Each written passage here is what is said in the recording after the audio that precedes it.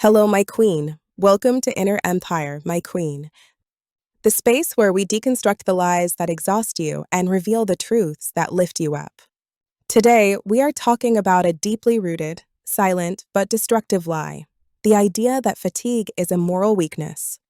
Before we go any further, I invite you to like this video, share it with someone living under pressure, and subscribe to the channel. Every share is an act of resistance against a culture that confuses value with exhaustion. My queen, fatigue has become a fault. We no longer say, "I am tired," we apologize for it, as if being exhausted meant being incapable, lazy, or inferior. Modern culture glorifies those who sleep little, work late, and are always present. Hustle is presented as a virtue, exhaustion as a badge of honor. We applaud those who hold on, but never those who stop. Very early on, you are taught to ignore your body's signals, to push the limits, to drink coffee rather than listen to weariness, to confuse discipline with internal violence. My queen, in this world, resting becomes suspicious. Saying, "I need to slow down," is perceived as a failure. And little by little, you learn to distrust your own body. You doubt your sensations. You wonder if your fatigue is legitimate. You force yourself even when you are drained. You minimize the alerts because others do worse. You push back again because it's not the right time.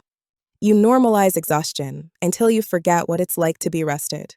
My queen, when fatigue becomes normal, danger becomes invisible. You no longer know where your limits are. And when you no longer know your limits, you lose yourself. The problem is immense and often invisible. Ignored fatigue never disappears. It accumulates. It seeps into your patience, your joy, your creativity. You can continue to function, but no longer live.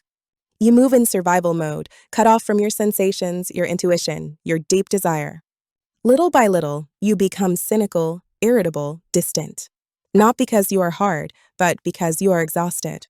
My queen, this lie leads you to despise yourself.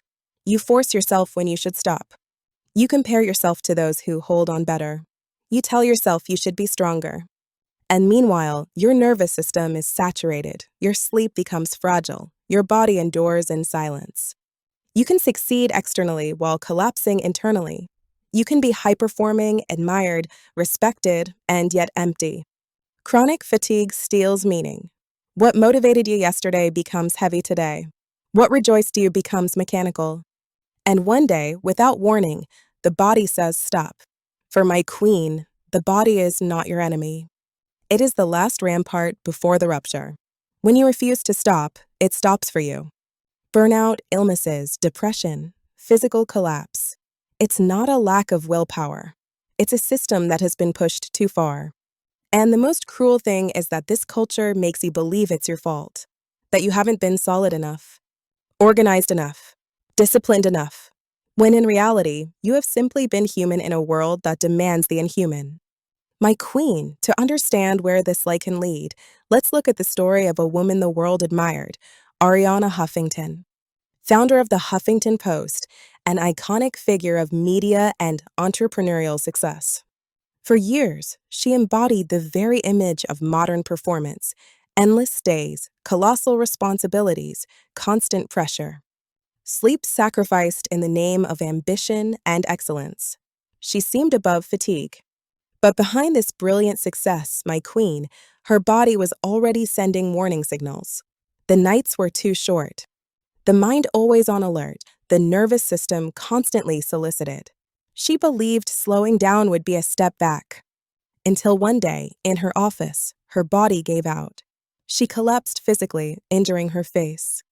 It wasn't just a faint, it was a brutal collapse, a forced stop. This moment marked a profound turning point. She realized that what she called success rested on a dangerous imbalance. Exhaustion was not a noble price, but a signal ignored too long. My queen, even at the peak of success, the body never lies. It always claims what was refused. The truth this story reveals is ancient and universal.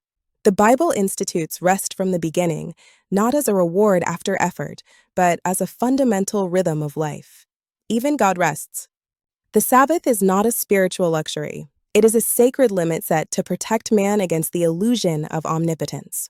To rest, my queen, is not to give up.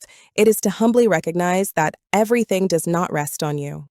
And yet, my queen, you are taught to deserve rest, to push it back to the extreme, to believe that you must collapse to be entitled to it, as if rest had to be justified by suffering. But waiting for the rupture is not courage, it is a profound lack of self-knowledge.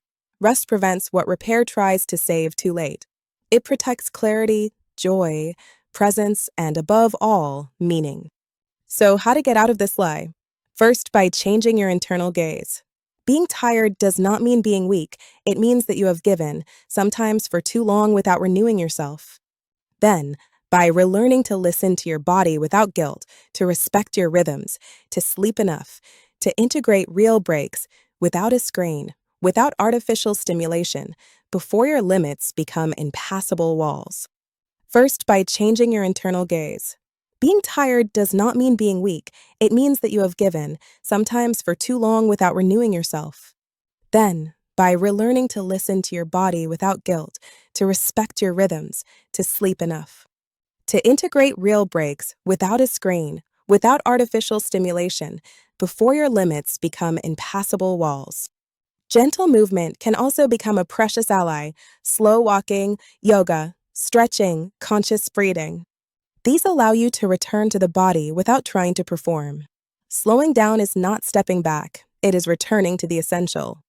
Reconnecting with yourself and with life as it is, and not as you are required it to be. On the reading side, books like Thrive by Ariana Huffington, Why We Sleep by Matthew Walker, or The Power of Rest show that rest is a strength. A strategic, mental, and spiritual strength, and not a weakness to be corrected. You can also practice a simple exercise. Every evening, instead of asking what you accomplished, ask what you have respected in yourself. This internal shift deeply changes your relationship to value, time, and yourself. My queen, rest is an act of lucidity. It says, I know my limits and I choose to honor them. In a world that glorifies exhaustion, resting becomes resistance. A fundamental pillar of your inner empire. If this video enlightened you, like it, share it, and subscribe to Inner Empire. Here, we do not glorify fatigue, we cultivate wisdom.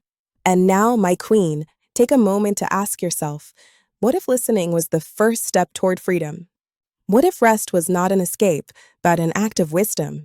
Start today to honor your limits, to slow down without guilt, and to welcome your body with respect, patience, and kindness.